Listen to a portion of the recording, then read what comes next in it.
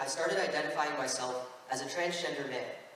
I asked everyone in my life to call me by a boy's name and use male pronouns to refer to me.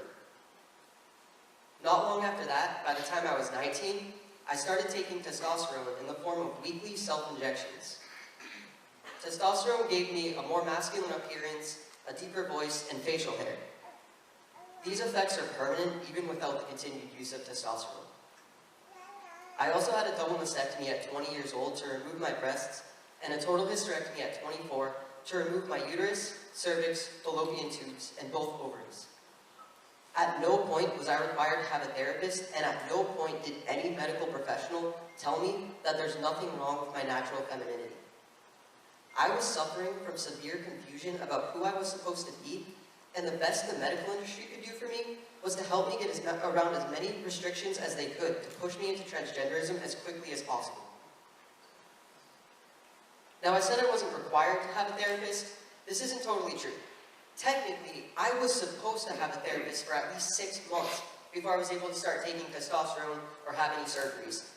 But the gender clinic I went to was able to push the paperwork through for hormones and surgery, even though I didn't have a therapist.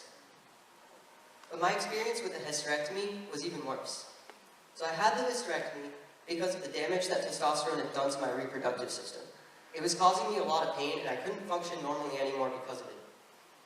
But when I came out of the hysterectomy, out of the surgery and into recovery, I was not recovering well. My heart rate kept increasing, and my blood pressure kept decreasing. And then I started to lose consciousness. And drifting in and out of consciousness, I remember the nurses explaining to me that they were preparing me for another surgery, only hours after my last one. Why? Because I had a severe internal bleed and needed emergency surgery to fix it.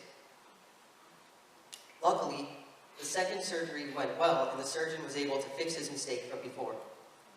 I had 3 blood transfusions before I was able to leave the hospital. I'm lucky to be alive. The hospital was not supposed to keep me as long as they did. I was supposed to go home that day.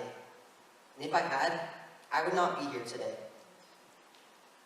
When I did start to regret my transition, I didn't know where to turn. I felt ashamed at getting this decision so wrong.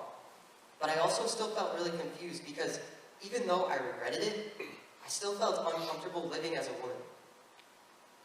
I was so afraid of being rejected by every person who heard my story that I considered just suffering in silence and continuing to live as transgender. But that was a lie, and I didn't want to live a lie anymore. So I went to the one place that I knew couldn't turn me away. I went to church.